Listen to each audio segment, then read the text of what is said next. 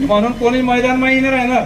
ज्या हुशार लोक तिथला आहेत ना, या काय येऊ द्या, तिकीट येऊ द्या, नाही तर आजच घरचे पाणी चालू होऊन जाईल अशी परिस्थिती आहे. आणि म्हणून माझी सगळ्यांना विनंती आहे, आपण एकमेकांचा द्वेष करू नये. आता व्हॉट्सअप आणि मार्केटिंग स्ट्रॅटेजी आलेली आहे की समोरच्या उमेदवाराला कशा पद्धतीने आपल्याला निगेटिव्ह त्याची इमेज तयार करता येईल. मग त्याला पप्पू कसं बनवता येईल, त्याला अजून काय कसं बनवता येईल. अरे मित्रांनो, एवढा वेळ कशाला वाया घालवता रे. तुमचा माणूस जर चांगला आहे तर त्याची मार्केटिंग करा, त्याच्याबद्दल काहीतरी चांगलं सांगा. सतत एकमेकांमध्ये भांडणं लावू नका. 20 दिवसाची निवडणूक आहे.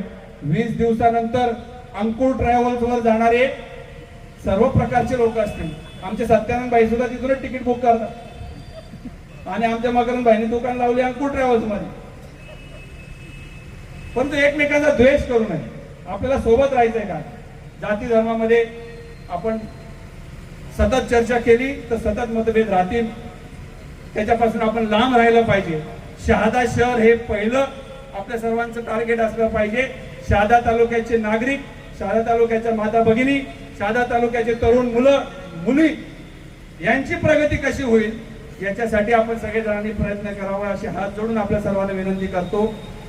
जे पण लोक चुकीचा अर्थ काढतील किंवा निगेटिव्हिटी पसरवण्याचा विचार करतील, माझी सर्वांना विनंती आहे, लोकशाहीमध्ये प्रत्येकाला उभा राहण्याचा अधिकार आहे.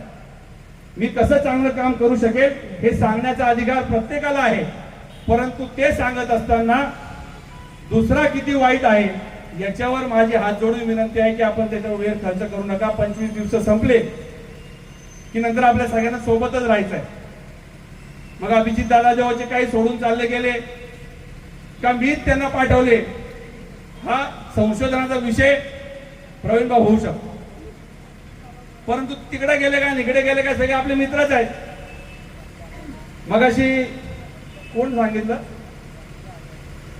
की घरातच राहणार आहे.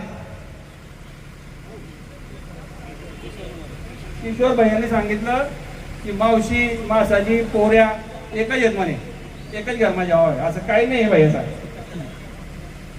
परंतु एकमेकांबद्दल आपण कृपया द्वेष पसरवण्याचं काम करू नका एवढं आपल्या सगळ्यांना हात जोडून विनंती करेल. आणि संपवण्याच्या आधी माझे सवय आहे एक शेअर सांगून मी संपवत असतो, तेवढं सांगतो आणि आजचं हे माझं लांबलेलं भाषण संपवणार आहे. खास करून जे आता निगेटिव्ह कॅम्पेनिंग करतायत